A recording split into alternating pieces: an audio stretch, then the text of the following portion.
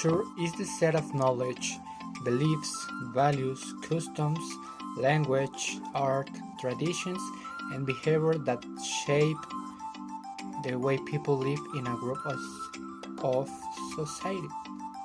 It includes both material aspects like food, clothing, tools, and non-material aspects like beliefs, language, and ways to thinking. Culture is not fixed. It evolves, mixes, and adapts over time.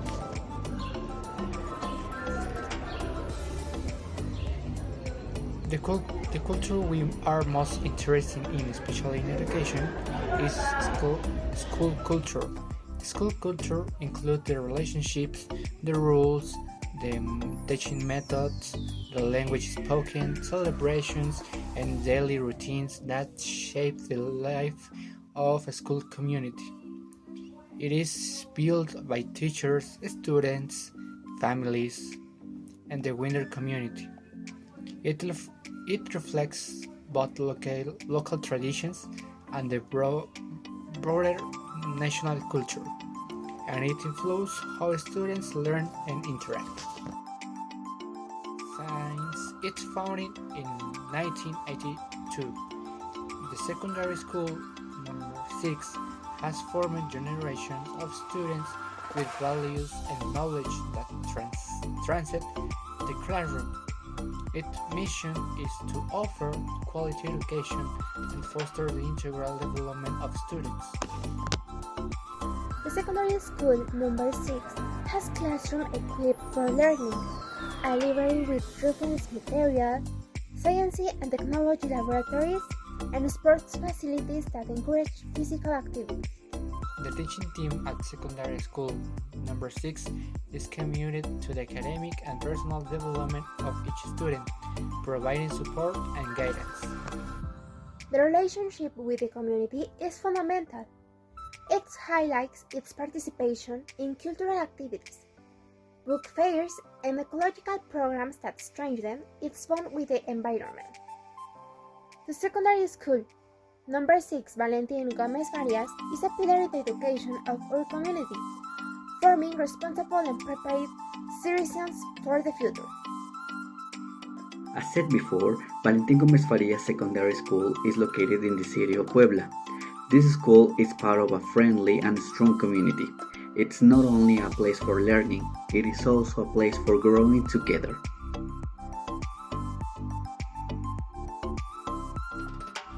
Like many public schools in Mexico, there are big challenges here too. Classes are large and students have different needs, but there is something special. People here really care about each other.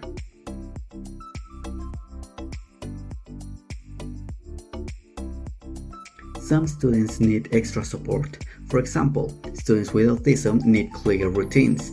Some students with low vision could need help with readings, and some other students could speak an indigenous language and still learning to speak Spanish.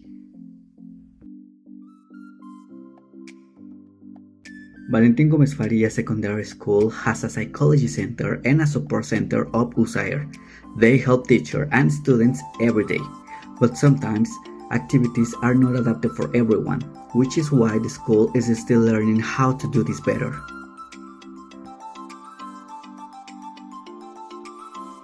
Valentin Gomez Faria Secondary School faces another big challenge. School buildings are not accessible. There are no elevators and ramps are not enough. Students with mobility problems face difficulties, but the school is already trying to find solutions to these problems.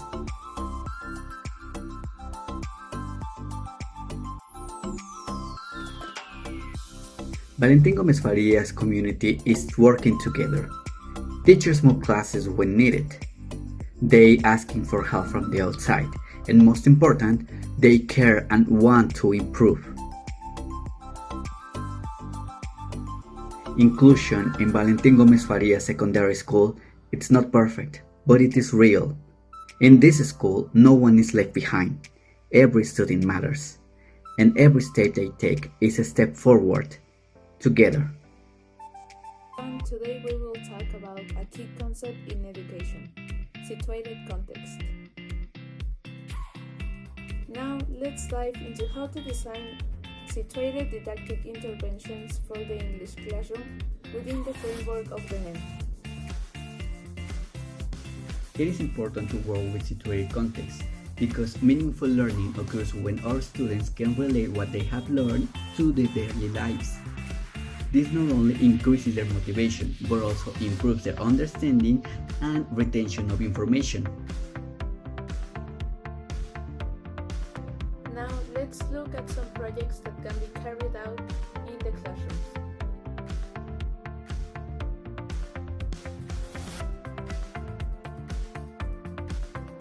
In our English classes, we work on various projects to develop our students' language skills. One of them focuses on using the present simple to describe daily routines. Another involves applying the past tense by creating a comic story or narrating achievements by your favorite artists. Also, in identifying and learning vocabulary in everyday situations, such as understanding ingredients and instruction in cooking recipes.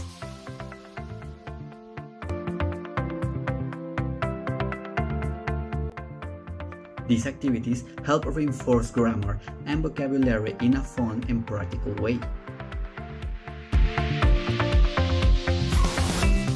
One of these projects consisted in a timeline in which students have to tell events that happened on their recent vacations. For example, I went to the beach, I ate ice cream, I played with my friends, or I hung out with my family. This project, students had to use and apply their knowledge on real-life situations, in this case, talking about their vacations. This helped the students to feel more contextualized with the class and help them to. So get excited to implement situated context in your classroom. Now, to continue, I would like to share how we use literature during our teaching practices, specifically with second grade students, following the principles of the NEM. One of the topics we explored in English class was fables. What we did first was to introduce the topic. What are fables? We discussed common elements of the fables, such as the setting, the characters, the moral lesson, and others. We also read simple fables in English, such as The Lion and the Mouse. Students were able to classify the elements that they found in different readings, and also try to come up with their own ideas for the final project. To close the project, students brought their own original fable, following the structure that we had seen in previous classes. They were able to, as I said before, come up with elements such as character, setting, and moral lesson. This activity not only helped students to develop their writing and reading skills, but also to develop their creativity, originality, and their care for values. As I said before, these classes, activities, and projects were developed following the NEM principles. The NEM is the new educational method that Mexico is implementing. So let's talk about the NEM. Contextualizing English classes is essential to help students understand that a language is more than just grammar or isolated words. Nueva Escuela Mexicana, or NEM, guides our future educators to create a learning experience that are meaningful, inclusive, and socially connected. Contextualizing means giving English a purpose, allowing students to use it to talk about their lives, their communities, and the world around them. NEM encouraged to move from memorization to real application. It emphasized collaborative learning, diversity, and critical thinking, principles that fit perfectly with project-based learning. In one project, students created groups dialogues using greeting, nationalities, and language in present simple.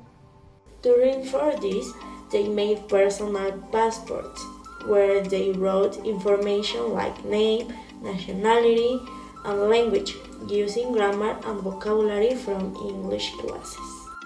We also include role plays like meeting someone from another country, which help them apply English language in real-life situations.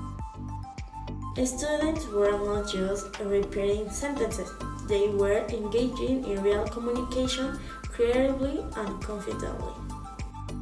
In a second project, we focus on present continuous. Students observe action around them inside the classroom or outside in the yard and took photos of people doing different things. Using those photos, they wrote descriptions. The students are playing soccer or the teacher is writing on the board. This turned grammar into something in real context. Contextualizing English teaching transforms every classroom. Students no longer ask, "Why are we learning this?" They leave the answer. Thanks to Nueva Escuela Mexicana, we support the students on developing not just language skills, but also confidence, empathy, and critical thinking. Projects like this remind that when learning has meaning, it has power. During our English teaching practice, we learned how important semantics and pragmatics are. These ideas help us teach better. Now I am going to present some things we learned. Semantics was very useful to avoid common students' mistakes. For example, many students confuse the country with the nationality or the language. They say, "She is Mexico," instead of "She is Mexican," or "He speaks Mexican," instead of "He speaks Spanish." By focusing on the precise meaning of each word and how they relate, students were able to better understand the examples, answer worksheet questions correctly, and use present simple structures more confidently. When studying pragmatics, we understood that language always depends on the context. That's why, in activities like our final project group dialogues, using readings, nationalities, and languages, we work not only on grammar, but also on community intention. For example, how to introduce yourself respectfully or how to start a real conversation in English. We realized that many of the phrases we used in class, like "open your notebook," "circle the correct answer," or "work in pairs," are part of functional meta-language. Using them consistently helps students get used to classroom English and better understand daily instructions. All these elements allow us to design more meaningful activities. Thanks to semantics and pragmatics, it wasn't just about repeating structures, but about using them with intention, connecting them to students' real lives, as promoted by the Nueva Escuela Mexicana. And finally, we believe that in future classes, integrating these approaches will be key to forming more reflective students capable of understanding the language not only grammatically, but also in authentic social and contextual ways. During our teaching practice at the Escuela Secundaria General número 6, Valentín Gómez Farías, we witnessed the commitment of an educational community that, despite the challenge, works every day for inclusive and meaningful education. In the English classroom, we apply contextualized activities, follow the principles of the Nueva Escuela Mexicana projects like passport, blogs, or description using real photos, make learning more relevant to the students' reading. Using the language in real-life situation helped them participate with more confidence and enthusiasm. We also learned that small tools such as the context use of classroom method language, for example, open your notebook, work in pairs, and others, help the students get familiar with English in a practical way. Moreover, considering aspects like meaning and proper use of certain expression helping avoid common mistakes and improve understanding. Although the school faced challenges such as lack of accessibility or the need to better adapt some activities, We saw that the effort to include everyone is real. Take with us a valuable experience that tells us that educating with context, empathy, and purpose make a big difference. Here we understood that teaching is also about learning to grow with others. In this video of teaching practice analysis, activities, challenge, and NEM, all our subjects were helpful, taking into account culture, the community and its context, inclusion in the institution and in the classroom, lesson plans, semantics, and pragmatics. All this helped us to carry out this great project. We hope you liked this video. Thanks for watching. Bye.